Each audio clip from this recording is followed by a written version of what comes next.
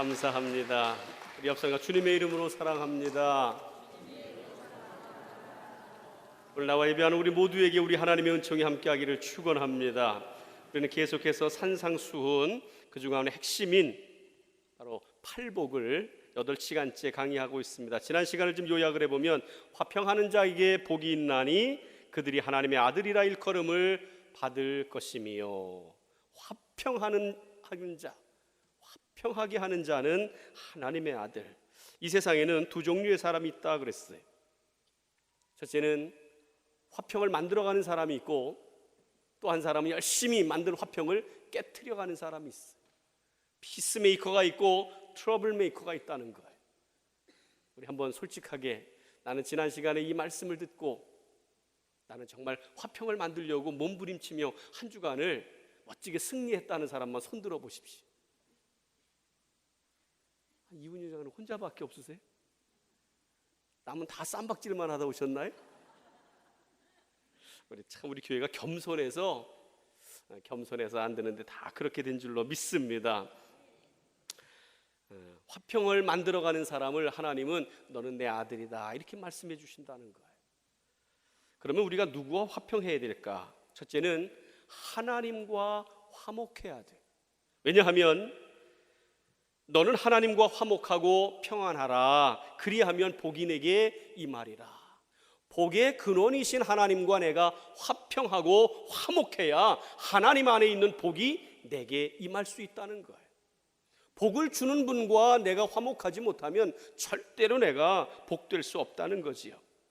또 하나는 우리 자신과 화목해야 돼. 나 자신에 대해서 나를 인정하고 당당하고, 왜냐하면 많은 사람들이 자기 자신에 대해서 불만족, 열등감, 자괴감을 가지고 자기를 인정하지 못하는 것 때문에 행복하지 못해. 더 나아가서 우리를 만드신 하나님이 볼 때도 아름답지 못해. 남들이 인정해주지 않든 간에 오늘 우리는 하나님의 작품이고 하나님이 지명하여 불렀고 값비싼 대가로 부르셔서 오늘 우리를 하나님의 백성으로, 그렇기 때문에 우리는 언제나 하나님 앞에서 당당하고 자신감 있게 우리가 행복을 누려갈 때 하나님도 우리에게 복을 주실 줄로 믿습니다. 또 하나는 모든 이웃과 더불어 화평해야 돼. 모든 사람과 더불어 화평함과 거룩함을 따르라. 그래서 우리가 하나님과 화목하고 자신과 화목하고 이웃과 더불어 화목해. 그럼 어떻게 화목할 수 있나? 그냥 되는 것은 아니고 대가를 지불해야 된다는 거예요.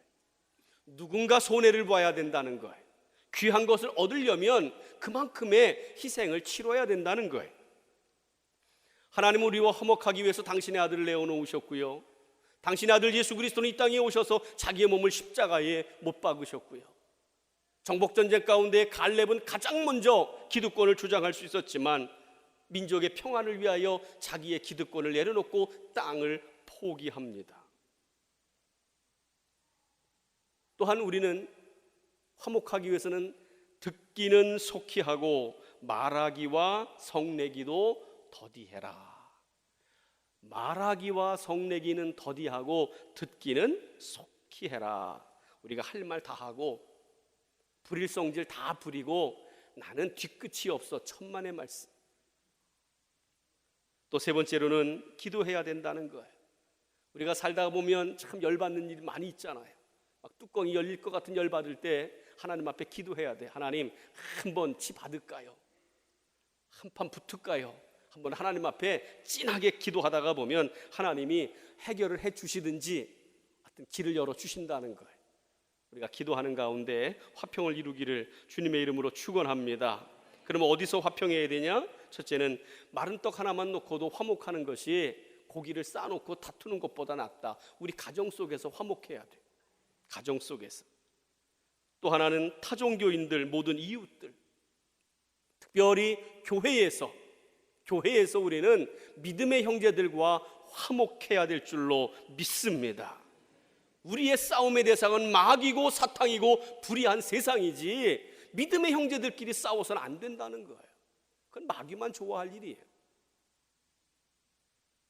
화평케 하는 자에게 주시는 복이 뭡니까? 너는 내 아들이다. 과연 너는 내 아들이다. 과연 넌 내 딸이다. 오늘 주님의 행에서 향했던 그 칭찬이 오늘 화목하게 하는 우리 모두에게 그렇게 임하기를 주님의 이름으로 축원합니다. 자, 오늘은 8번째, 자 10절을 다 같이 읽겠습니다. 10절 시작. 의를 위하여 박해를 받는 자는 복이 있나니 천국이 그들의 것입니다. 참 말도 안 되는 역설입니다. 아니, 박해받고 악한 말을 듣고 억울한 일 당하는 게 복이라니요. 참 충격적이지요. 오늘 우리는 보편적으로 그런 생각을 가지고 있어요. 좀 적당히 믿어도 적당히 믿자. 예수님을 쫓아가도 좀 멀찍이 쫓아가고자 하는, 안주하려고 하는 타락한 본성이 있는데, 바로 그런 우리들에게 충격적이고 도전을 주는 말씀이에요. 디모데후서 3장 12절에 보니까 무릇 그리스도 예수 안에서 경건하게 살고자 하는 자들에게는 핍박이 있으리라 그랬어. 그러나 또한 위로가 되는 것은 요한복음 15장 19절에 보니까 세상이 너희를 미워하면 너희보다 먼저 나를 미워한 줄 알아라. 세상에서 나의 택함을 받은 자인 고로 세상이 너희를 미워하느니라. 여러분, 오늘 왜 믿음의 사람들, 하나님의 사람들이 이 땅에서 고난을 받고 핍박을 받고 박해를 받냐 하면 이 세상도 사탄도 우리를 인정한다는 거예요. 너희는 내 새끼가 아니고 하나님의 자녀다. 소속이 다르다. 하나님이 택했기 때문에, 하나님의 자녀이기 때문에. 그렇다면 박해의 근거인 의를 위하여 박해를 받는 자는, 그러면 의가 도대체 뭘까? 우리는 6절에서 그런 말씀을 배웠어요. 의에 대하여 목마른 자는 복이 있나니. 들은 적 있지요? 다 까먹으셨나요? 6절에 보니까 의에 대하여 목마른 자는, 그때에 의를 뭐라고 그랬어요? 하나님이 의에, 창조주 하나님이 의에, 보내신 그의 아들 구세주가 의입니다. 또 그분이 오셔서 우리에게 주신 생명의 말씀이 의예요. 그래서 하나님에 대하여 목마른 사람, 예수 그리스도에 대해서 목마른 사람, 생명의 말씀에 대해서 목마른 사람을 하나님은 배부르게 할 것이다. 여러분, 물론 세상의 돈에도 목마를 수 있고 사랑에도 목마를 수 있지만 무엇보다도 하나님에 대하여, 예수 그리스도에 대하여, 진리에 대하여 목마를 수 있기를 주님의 이름으로 축원합니다. 마찬가지로 오늘 본문에서는 나를 인하여 그랬어요. 나를 인하여, 나가 누굽니까? 창조주 하나님, 보내신 예수 그리스도, 생명의 말씀으로 인하여 손해보고 고난을 당하고 박해를 당하는 사람들이 복이 있다. 여러분, 내가 하나님을 믿는 것 때문에, 내가 예수 그리스도가 제자의 됨을 인하여서 오늘도 진리의 길을 선택하고 생명의 길을 선택하고 따라가는 것 때문에 손해보고 아파하고 힘들어한다고 하면 그 사람에게 하나님의 위로와 격려와 복이 임하게 될 줄로 믿습니다. 왜 주님을 인정하고 따르고자 하는 자들에게 박해가 있을까? 요한일서 3장 12절에 보니까 너희는 가인과 같이 하지 말아라. 자기의 행위는 악하고 그 아우의 행위는 의로움이라. 아벨이 잘못해서 가인이 죽인 것이 아니고, 아벨을 가만히 보니까 자기의 부끄러움이 드러나니까 동생을 죽인 거예요. 우리도 그렇잖아요. 꼭 똥 싼 놈이 승질 먼저 내. 맞아요? 그래, 안 그래요? 꼭 잘못한 놈이 꼭 그거 덮기 위하여. 예수님이 이 땅에 오셨을 때도 마찬가지. 생명의 빛이신 예수님이 이 땅에 오니까 어둠 속에 살아가는 사람들이 불편한 거예요. 자신의 부끄러움이 가려워졌었는데 생명의 빛이 가까이 오니까 자기의 허물과 죄와 욕망들이 다 드러나니까 불편한 거예요. 그래서 바리새인들, 사두개인들이 짝짝꿍이 돼서 예수님을 십자가에 못 박아서 그 빛이 꺼지도록 박해한 거지요. 우리가 그런 거 있잖아요. 시골 우물가에 가보면 큰 널찍한 구들장 같은 빨래판이 있어요. 돌로 된. 깨끗해, 겉으로 보면 깨끗한데 어느 날 그 빨래판을, 돌을 갖다 획딱 뒤집어 놓으면 어떻습니까? 깨끗한 게 아니라 그 속에 지렁이, 벌레, 온갖 더러운 것들이 그냥 바글바글 하잖아요. 그러다가 빛이 들어가니까 어떻게 돼요? 난리 버거지가 나죠. 빨리 숨어라, 숨어라, 도망가라, 숨어라. 빛이 들어오면 그렇게 된다는 거지요. 오늘날도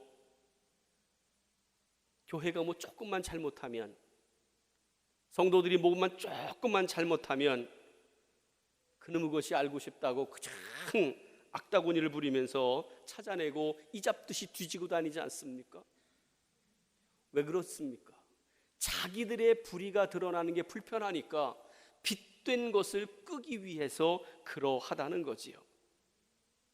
자, 그렇다면 우리가 이 박해 속에는 두 가지 의미가 있다는 걸 발견하게 됩니다. 바로 우리가 박해를 당하는 것, 교회가 박해를 당하는 것, 진리가 박해를 당하는 것은 세상에 속하지 않았기 때문이에요. 자기 편이 아니기 때문이에요.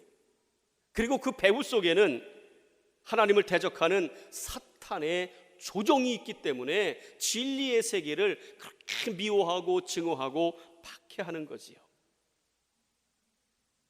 자, 그러면 좀 더 깊이 생각해 보면 믿음의 사람들, 크리스찬들이 당하는 고난이 모든 것이 박해일까? 그렇지는 않다는 사실입니다. 이 박해와 아닌 것을 구별할 줄 알아야 돼. 박해가 아닌 것, 이 말은 뭐냐면 우리가 어떤 죄를 짓거나 잘못을 하거나 실수의 결과로 어려움을 당하거나 곤경을 당하거나 핍박을 당하는 것은 박해가 아니에요. 그건 죄값이지요. 처벌입니다. 박해는 선한 역사에 대하여 나쁜 세력이 공격하는 것이고, 처벌은 우리가 저지른 잘못에 대한 징계가 바로 처벌입니다. 이 사실을 이렇게 좀 구별할 줄 알아야 돼. 우리가 저지른 죄와 실수 때문에 당하는 어려움은요, 대가를 지불해야지요. 성경에도 베드로전서 2장 20절에 보니까 죄가 있어서 매를 맞고 참으면 무슨 칭찬이 있으리요? 당연하다는 거예요. 너희 중에 누구든지 살인이나 도적질이나 악행이나 남의 일을 간섭하는 것으로 고난을 받지 말려니와. 우리가 저지른 죄, 잘못, 실수 때문에 당하는 매나 손해는 그거는 처벌이지 박해가 아니라는 거예요. 거기에는 혼나도 복이 없어요. 또 하나는 우리가 하나님의 이름으로 한다고는 하지만 어떤 때는 아주 광신적으로 한다든지 지혜가 부족해서 혼나는 경우도 그것은 박해가 아니에요. 그건 복이 없습니다. 그래서 예수님께서도 제자들을 이제 짝 채워서 전도를 보낼 때 이렇게 말씀했어요. 내가 너희를 보내는 것이고 양을 이리 가운데 보내는 것과 같도다. 그러므로 너희는 뱀같이 지혜롭고 비둘기처럼 순결해라. 순결해라. 그렇게 말씀하셨어요. 말씀을 준비하다 기억나는 게 있어요. 한 25년 전쯤 제가 충주서 목회할 때 우리 친구 아버지 장로님, 이제 구용주 장로님이라고 이제 돌아가셔서 얘기할 수 있는데, 구용주 장로님, 그분은 초등학교 4학년쯤 이제 이렇게 공부하다가 정말 열심히 개인적으로 공부해서 충주 사마버스의 정비과장으로 아주 입지전적인 삶을 열심히 사는 아주 성실한 장로님이에요. 아주 열정이 너무너무 넘쳐. 근데 그 신앙은 굉장히 사고 싶은데 가끔은 지혜가 좀 모자랄 때가 있어. 한 번은 충주에서 이제 서울로 첫 차를 타고 가게 됐는데 그 장로님도 저 뒤에 타셨더라고요. 그분이 먼저 탔기 때문에 이제 모른 척하고 이제 앞에 가는 한참 중간쯤 가는데 저 뒤쪽에서 버스 뒤에서 난리가 났어. 5시 40분쯤 서울로 가는 1시간 40분쯤 가는 버스니까 출퇴근하는 분들이 얼마나 피곤해요. 그 시간만이라도 그냥 새우잠으로 자려고 출근하는 분이 곤히 잠자는데 이분이 열정이 넘쳐서 옆에 사람에게 전도한 거예요. 당신 예수 믿으세요? 안 듣지요. 예수 믿냐고요? 그런데 그건 좀 조용하시라 이러면서 참 열심히 전도했는데 그냥 시끄러우니까 그 사람이 펄떡 일어나서 싸움이 붙은 거예요. 그래가지고 뭐라고 얘기하냐면, 아니 전도를 하려면 딴 데 가서 하지 지금 이게 뭐 하시는 거냐고. 그랬더니 이분이 또 지금 짐은 좋은데 벌떡 일어나셔서 당신이 하나님보다 높아, 하나님이 때를 얻든지 못 얻든지 전도하라고 그래서 네 영혼 구원해 주려고 내가 전도하는데 이게 뭐 하는 짓이냐고. 아유, 그래가지고 싸움부터 제가요 뒤로 가야 되나 말아야 되나 참 아주 깜깜했어요. 이거는 예의가 없는 거지, 그건 박해가 아니에요. 예의가 없는 거예요. 피곤하고 잘 때 좀 이렇게 자고 또 복음을 증거하면 되지. 그런가 하면 또 한 번 기억나는 경우도 있어요. 언젠가 한번 충주에서 농사를 짓는 분들은 그런 거 있잖아요.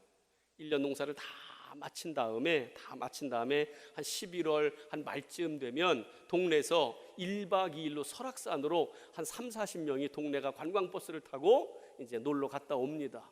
근데 갔다 오고 나서 우리 권사 한 분이 와가지고 뭐라고 얘기했냐면, 목사님, 저 김집사 올해는 당회 때 잘라버려요. 아주 창피해서 못 다니겠다는 거예요. 같은 교회 못 다니겠다는 거예요. 왜 그래요? 그랬더니 1박 2일을 이제 동네 사람들이 모여서 같이 잘 놀러 갔다 왔는데 이제 불쾌하니 기분들이 좋잖아요. 마음이 확 열려서 정말 하나 돼가지고 착 오는데 이제 마지막 집이 거의 가까우니까 한두 시간 남았으니까 이장이, 야, 우리 마지막으로 돌아가면서 노래 한번 합시다. 그래서 자기의 사랑을 한번 고백해 봅시다. 아주 분위기가 삼삼하게 좋잖아요. 한 바퀴 쭉 돌고 이제 거의 마지막쯤 이제 김 집사에게 탁 왔어요. 그래서 마이크를 탁 잡고 노래합니다. 이렇게 노래한 거죠. 술 마시고 장구치고 죄만 짓다가 오늘 저녁 주후구면 어찌하리요. 유황불이 펄펄 끓는 지옥으로 슬피 울며 이를 갈며 끌려가겠네. 아니, 이게 옛날에 다 부흥사들이 가르쳐준 찬양이잖아요. 지금 1박 2일 신나게 1년 동안 농사 짓고 고생하고 그래서 동네 좋게 기분 좋게 1박 2일 여행 갔다 이제 마무리 딱 오는데 그 노래를 딱 듣고 나니까 술이 확 깨는 거예요. 분위기가 아주 썰렁해지는 거예요. 술 마시고 장구치고 죄만 짓다가 오늘 저녁 죽으면 어찌하리요. 유황불이 펄펄 끓는 지옥으로 끌려간다는 거예요. 그러니까 버스 딱 쓰자마자 그냥 동네 사람 다 쥐구멍으로 다 싹 도망가 버린 거예요. 그래가지고서 권사가 뛰어와서, 목사님, 꼭 그런 거 있잖아. 노래방 가서 찬송하는 사람 있어요, 없어요? 꼭? 있다고 그래요. 있어요, 없어요? 이 노래는 거기서 부르고 또 아닌 그런 때 지금 노래 좀 하라고 이렇게 지금 하면 이렇게 부르면 좋잖아. 사랑해 당신을 이런 걸 부른다든지, 우리 만남은 우연이 아니야, 그러면서 지금 이렇게 분위기 있게 좀 불러주면 좋은데, 아니 왜 거기서 술 마시고 지랄하다가 지옥 간다는 얘기를. 여러분, 그러다가 혼나는 건요, 그건 박해가 아니에요. 그건 예의가 없는 거예요. 푼수지.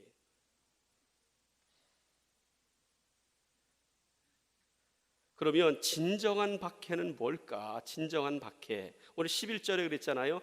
나를 인하여 너희를 욕하고 박해하고, 예수님 때문에, 생명의 복음 때문에, 하나님의 나라를 세워가는 것 때문에, 경건한 삶 때문에 내가 고난당하고 어려움당하고 손해를 보는 게 박해지요. 그게 박해예요. 여러분, 왜 세상이 어둠의 세력에 자꾸 믿음의 사람들, 하나님의 교회를 그렇게 못 잡아서 애쓰는 줄 아세요? 심리학적으로 들여다보면요, 그 참 어떻게 보면 양심의 소리입니다. 왜냐하면 그 속에는 그런 게 있어요. 우리는 개떡같이 살아도, 막 살아도, 짐승처럼 살아도 너희 하나님을 믿는 하나님의 백성들, 하나님의 자녀들은 우리처럼 살지 말고 다르게 살아달라고 하는 기대감이 있다는 거예요. 그 아우성이 있어요. 우리는 막 살아도 우리는 짐승처럼 살아도, 번성대로 살아도 전능하신 하나님, 거룩하신 하나님, 하나님의 자녀된 너희들은 우리처럼 살지 말고 거룩하게 살아달라는 거예요. 자기도 모르는 사이에 그들이 양심의 소리를 외치고 있는 거예요. 교회사는 박해의 역사입니다. 아벨은 의로운 제사를 드리다가 가인에게 어려움을 당하고요. 다윗은 말씀을 순종한 것 때문에 사울의 모진 고난 가운데 엄청난 시련의 대가를 지불했고요. 특별히 예레미야, 눈물의 선지자 예레미야는 하나님의 심판의 말씀, 하나님의 진노를 선포하는 것 때문에 때로는 인분에 눕기도 하고 굶기도 하고 모함을 받아서 감옥에 가기도 하고 오른쪽으로 누웠다 왼쪽으로 누웠다 밥을 굶겨가면서, 여러분, 복음을 전하다가 하나님의 진노를 선포하고 생명의 말씀을 선포하고 하나님의 나라를 세워가려고 하다가 고난을 당하는 사람들, 그 사람들에게 하나님의 복이 있다는 거지요. 그러면 왜 하나님이 이 믿음의 사람들에게, 크리스찬들에게 박해를 허용할까? 세 가지 이유에, 첫째는 이 박해를 통해서, 고난을 통해서 알곡과 쭉정이가 구별이 되더라는 거예요. 겉으로 봐서는 잘 몰라요. 근데 이 고난의 과정을 겪으면 이게 진짜인지 가짜인지가 구별이 되더라고요. 제가 어렸을 때 시골에서 보니까 이제 가을에 콩타작을 하잖아요. 콩을 다 꺾어다가 마당에 놓고 보니까 도리깨로다가 막 후드러 패더라고. 기억나시나요? 후드러 패면 그냥 콩들이 죽겠다고 막 튀어. 그래서 막 돌 밑에가 숨고 풀 밑에가 숨고, 그러면 이제 마당을 빗자루로 다 쓸어가지고 거기에 보면 콩알과 껍데기와 돌과 모래가 그냥 잔뜩 뒤섞여 있어. 그리고 보니까 이제 어머니가 키라는 이만한 그릇을 가져와서 콩을 갖다가 그 먼지와 섞인 걸 갖다 놓고 하늘로다가 그냥 집어 던졌다 내리면 콩들이 죽겠다고, 허리 부러진다고 아구아구 큰 키질을 하면 두 가지 현상이 나타나요. 알곡은요, 그 고난 가운데 전부 안으로 기어들더라고. 다 기어들고요, 껍데기들은요 다 밖으로 튕겨져 나가. 이 고난이라고 하는 키질을 통해서 알곡과 쭉정이가 구별이 돼. 양과 염소가 구별이 되더라고요.